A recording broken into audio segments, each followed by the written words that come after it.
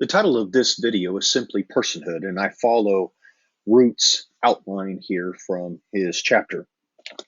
So we've been talking about being in Christ and mystical union. And the first grounding principle we considered in the last video dealt with experience, that is, the experience of death. What I want to look at now is this idea of personhood. And this idea of personhood becomes foundational for our understanding of how we enter into relationship, the dynamics of relationship. So what I'm trying to do here in these series of videos is lay a theological foundation for our understanding of personhood. So to call this in Christ a mystical union is to recognize and realize that at its core is experience. But we don't want this experience to fall off into pure subjectivism. So we must also recognize the experiential within personhood. To be in Christ is to have an experience of the person of Jesus encountering our own person, our own being. Now, personhood or person is often referred to by an ancient word, hypostasis. And I'm going to use that word later. But whenever I use the word hypostasis, think of person, personhood. Person is a distinct spiritual and theological assertion and has its origin in some of the early church fathers, the Cappadocians to be more precise. This concept of hypostasis is the kind of embodied personal spiritual reality that produces union without diminishment. That is, there is a binding there without loss, or a binding of being without loss. That is, through entering into relationship and you still maintain your I with while in connection with the other. You don't lose who you are. So in Paul's experience of Jesus on the Damascus Road, he encounters not some kind of impersonal reality.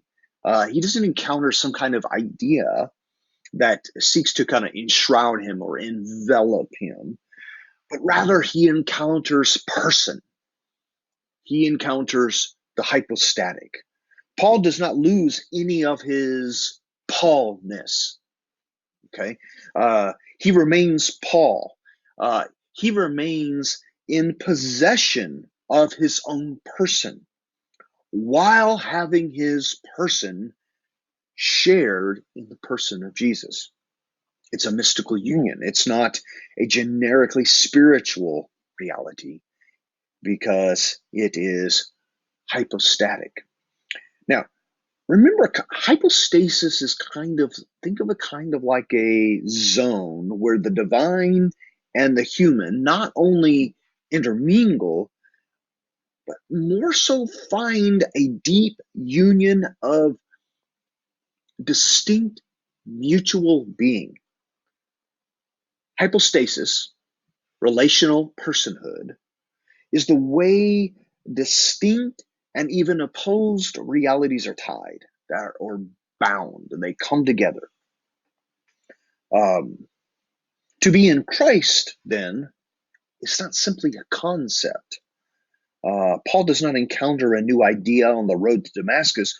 Paul encounters the very being of the living Jesus, who Paul, by name, comes to his own person and binds Paul's person with Jesus's own resurrected and transcendent person. So faith itself is to have your being, your person, in the person of Jesus Christ.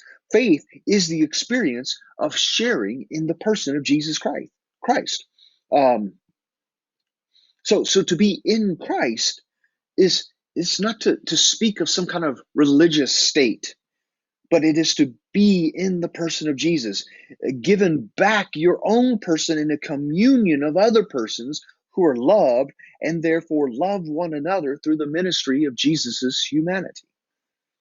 So this is much deeper than mere membership. This is a transformation through the sharing of personhood. Paul seems to understand that this mystical encounter somehow binds his very being in union and in participation with the person of Christ. It's not an idea.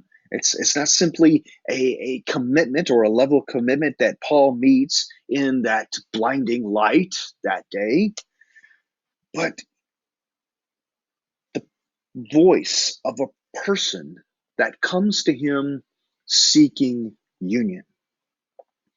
The way that early Christian movement, that early movement of Jesus followers, the way that Paul seeks to destroy is so fully connected to Christ that to persecute the church, to persecute these early believers, is to torture Jesus himself. So for Paul, in Christ, or to say, Paul is in Christ because his own person is taken into the person of Jesus. Now, the Bible uses the analogy of marriage, of a marriage union, to make this point.